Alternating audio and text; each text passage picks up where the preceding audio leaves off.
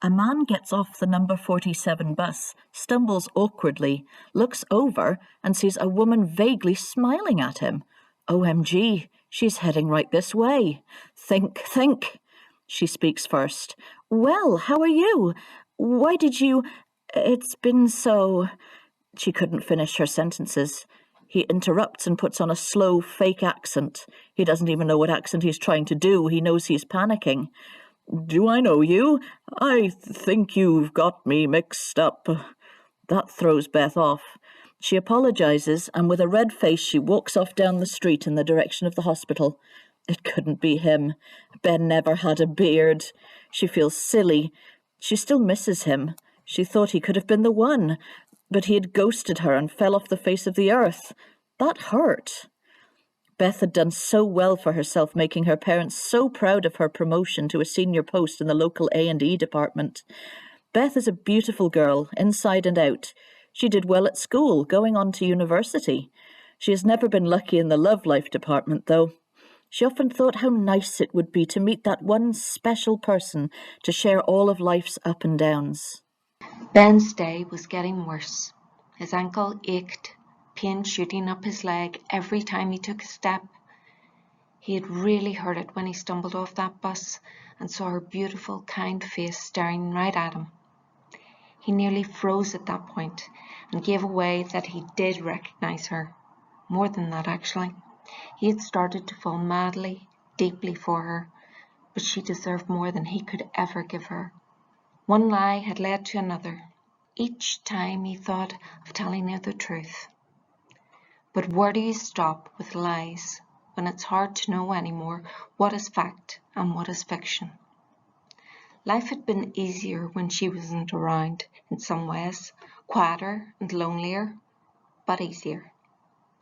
He wanted to come clean on so many occasions, in her lovely apartment, on the beach that night, when she introduced him to her best friend, on that country walk.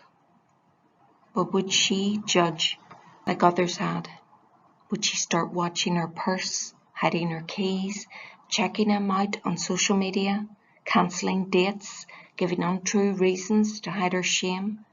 His heart couldn't take the risk. Best to do to her first what she would just do to him anyway. Run away. Ben had to go for this interview. Everything was riding on it. Everything. It was more than his life was worth to miss it. This was what was going to give him back his life, in fact. His time was done. He had paid back to society. He wanted this job, needed this job, craved this job, and dreamed about this job. He prayed, "Please, God, I will be good forever. Please. In fact, God, if I get this job, I will never tell a lie ever, ever again." "Oh, thank you. I will not let you down. 8 o'clock start. I will be there at 7. Thank you. You will never know what this means to me." Ben was overjoyed. The pain had temporarily gone with the excitement of the news, but he knew he would have to go for an X-ray. He had to start his new job in good health. His no lies prayer meant not lying to himself as well. So off he hobbled to A&E. Though actually he felt like he was floating. He was so happy. Could this be the first day of the rest of his life? Was his luck changing? He felt valued and proud, like a peacock. Could he actually look in the mirror and liked what he sees? A&E was busy. He was in for a long wait. No matter, time was on his side today.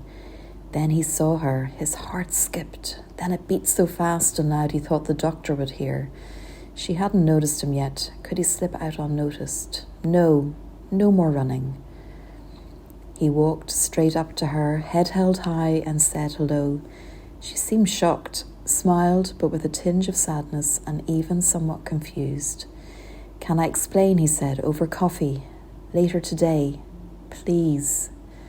He left the hospital 4 hours later. Just a bad sprain. What a day this was turning into. What else would it bring? He sat nervously in the cafe, waiting.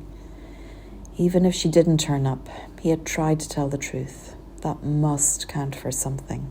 She showed. He stood up and pulled her seat out for her. He began, where else but at the beginning? His childhood, his teenage years, his parents. His dear grandparents no longer around. His failings, his successes, few, but maybe worth some brownie points. His passions, his fears, his dreams, all of it the truth. Beth was lovely inside and out. Of course, his background in history would not have mattered to her. She has never and would never judge. She knows she has lived a privileged life and is thankful for it, but aware others have not. He is a changed man. He was always a good man at heart, but life had led him down a different, more difficult path.